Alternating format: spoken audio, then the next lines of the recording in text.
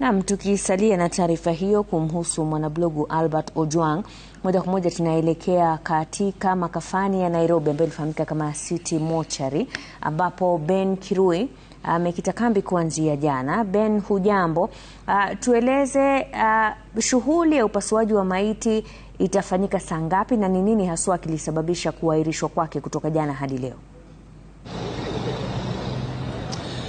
Naam, asante Mashirima. Hivi sasa shughuli hiyo ya upasuaji wa mwili wa Albert Ojwang tayari umeanza. Ni shughuli ambayo tunaelezwa kwamba ilianza saa 2:30. Madaktari ambao wanaendeleza shughuli hiyo ikiwemo Bernard Media ambaye anaongoza shughuli hiyo pamoja na Daktari Njoroge Richard, akiwemo pia Daktari Mutuma ambaye anawakilisha familia, pamoja na Daktari Peter Ndegwa ambaye vile anashughulikia ama anawakilisha familia ya Albert Ojwang. Shughuli hiyo iliweza kuahirishwa siku ya jana mara 2 asubuhi. Unakumbuka kwamba tulielezwa na wakili wa familia pamoja na wale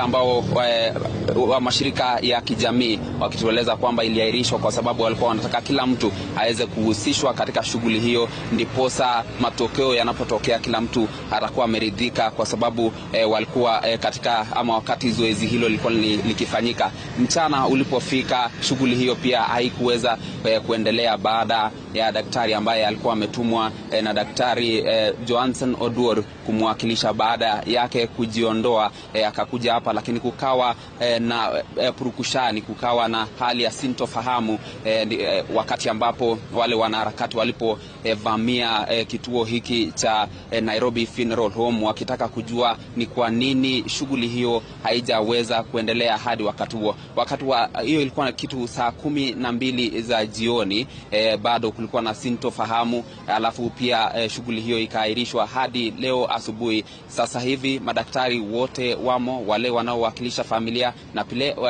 na vile vile wale ambao wanaowakilisha familia. Hivi sasa pia doria ya maafisa wa polisi umeimarishwa, kwa sababu unakumbuka jana pia wale wanaharakati waliweza kuandamana wakisema kwamba wanataka shughuli hiyo iweze kuharakishwa, ndiposa kibainike wazi ni kipi ambacho kilisababisha maafa ya Albert Ojwang katika kituo cha polisi cha City cha Central. Kwa hivyo ni kusubiri tu tujue itakuwa saa ngapi matokeo yatakuwa yametokea, ama shughuli hiyo itakuwa inakamilika saa ngapi. Ni shughuli ambayo huwa kwa kawaida inachukua muda, kwa sababu wanataka kukagua kila mahali kutoka kichwani hadi kule chini kwenye miguu, ndio posa waweze kujua haswa ni kipi ambacho kilisababisha maafa yake. Kwa hivyo ni shughuli ambayo tunatarajia labda itakamilika majira ya mchana, na ndiposa tutapata kusikia kutoka kwa familia kama wameridhishwa na shughuli hiyo. Mashirima.